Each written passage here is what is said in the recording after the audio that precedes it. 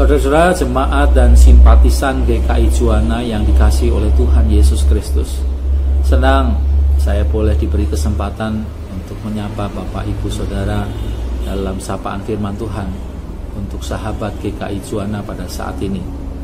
Perkenankanlah saya juga menyampaikan salam kasih persaudaraan dalam Kristus Tuhan dari segenap jemaat GKI Lasem pada saudara-saudara semua. Sebelumnya kita akan bersama-sama datang pada Tuhan di dalam doa. Ya Tuhan, hadirlah di tengah-tengah kami, memberkati akan sapaan firman Tuhan pada saat ini. Hamba-Mu di dalam segala keterbatasan, Tuhan yang pimpin, Tuhan yang menolong, sehingga dia boleh menyampaikan akan kebenaran firman-Mu. Kami mohon akan bimbingan-Mu ya Roh Kudus, di dalam nama Tuhan Yesus kami berdoa. Amin.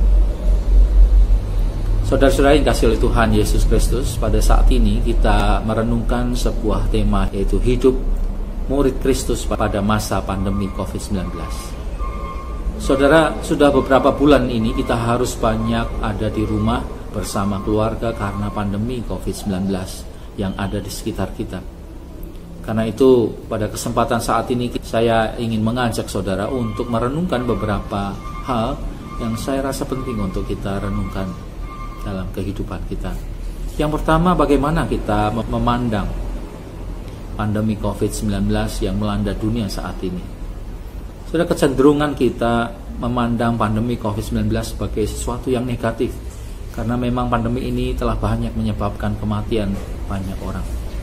Bila kita searching di Google, kita mendapat data bahwa COVID-19 telah menular pada 27 juta orang lebih di dunia ini, dan di antara itu 18 juta sembuh, yang meninggal 891 ribu orang. Ini berarti persentase kematian 3,26%, dan kesembuhan 67% lebih. Tetapi dampak dari pandemi COVID-19 kita dapat rasakan hampir di semua bidang kehidupan, baik kesehatan, pekerjaan, sosial, keagamaan, ekonomi, dan lain sebagainya. Banyak perusahaan harus mengurangi jumlah karyawannya supaya dapat tetap bertahan. Banyak orang kehilangan pekerjaan tetapnya. Tentu saja berdampak sangat signifikan dalam bidang ekonomi. Dan ini juga berdampak juga dalam bidang sosial kemasyarakatan dan bahkan psikologis, kesehatan mental. Banyak lagi hal-hal yang negatif yang terjadi karena pandemi COVID-19 ini. Tetapi apakah berarti pandemi ini tidak mengajarkan sesuatu yang positif? Bila kita mau sungguh-sungguh merenungkan, ternyata ada hal-hal positif yang terjadi dalam kehidupan kita, khususnya keluarga kita. Kita semacam dipaksa untuk lebih dekat pada keluarga kita masing-masing. Kita harus lebih menghayati kehidupan berkeluarga dan berusaha untuk memperhatikan pendidikan dalam keluarga.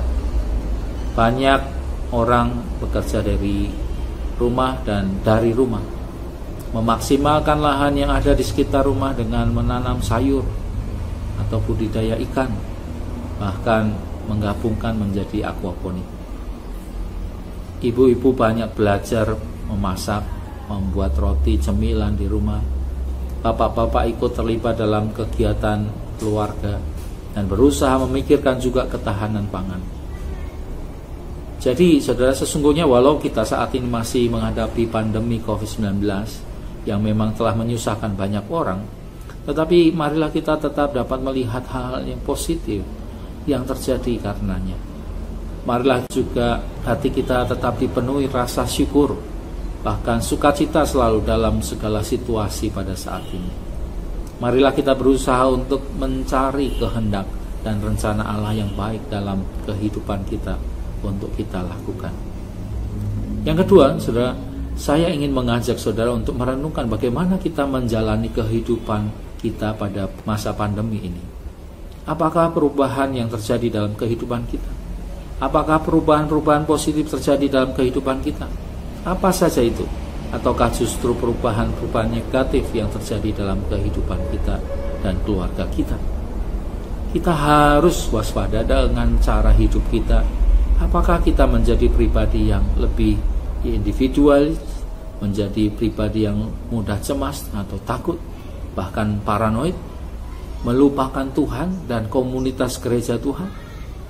Berhati-hatilah saudara, pandemi ini dapat saja membuat kita lupa akan tanggung jawab kita sebagai anggota masyarakat yang harus tetap berkontribusi dalam kehidupan bersama di tengah kehidupan masyarakat.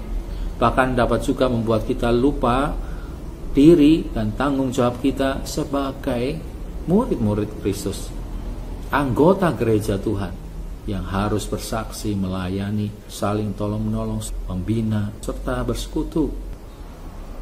Saudara-saudara yang dikasihi oleh Tuhan Yesus, marilah kita cermati dampak-dampak negatif yang terjadi dalam kehidupan iman kita. Jangan kita semakin jauh dengan Tuhan dan saudara-saudara kita, komunitas tubuh Kristus. Kita sebagai gereja Tuhan harus selalu ingat bahwa kita adalah orang-orang yang telah dikasihi oleh Tuhan dan telah mengenal kasih-Nya yang memberikan kepada kita damai sejahtera dan kehidupan, bahkan keselamatan serta kehidupan kekal. Kita adalah komunitas yang dipanggil Tuhan untuk menyatakan kasih satu dengan yang lain, dengan bersekutu, saling menyapa dalam kasih, serta saling menolong, melayani satu dengan yang lain, serta melayani orang-orang yang ada di sekitar kita. Sehingga kehidupan kita mencerminkan, menyatakan, mempersaksikan kasih Kristus pada orang-orang di sekitar kita dan dunia ini. Perhatikanlah saudara, para dokter dan para medis yang tidak henti untuk menolong orang-orang yang sakit, bahkan yang terdampak pandemi COVID-19. Walaupun ada banyak bahaya yang ada di sekeliling mereka, mereka sesungguhnya melakukan dengan segenap hati. Mereka sedang menyatakan sembahnya kepada Tuhan, baktinya pada bangsa dan negara serta masyarakat pada saat ini.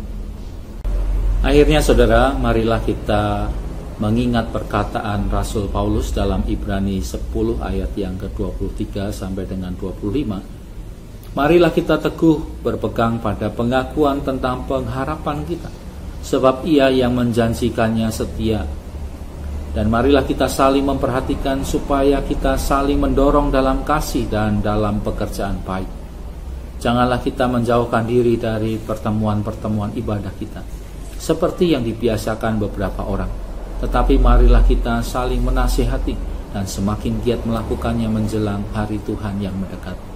Walaupun pandemi COVID-19 saat ini, saudara, sedikit banyak memaksa kita berjarak secara fisik, tetapi janganlah itu menghalangi kita untuk dekat pada Tuhan, dan bahkan menghalangi kita untuk mewujudkan kasih satu dengan yang lain. Pada masa pandemi ini, marilah kita justru saling menjaga dan merawat kehidupan, bukan saja fisik, jasmani, tetapi psikologis, juga spiritualitas.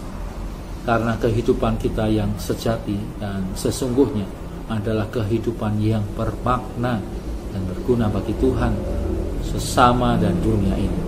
Selamat hidup sebagai murid-murid Kristus. Tuhan memampukan dan memberkati. Amin.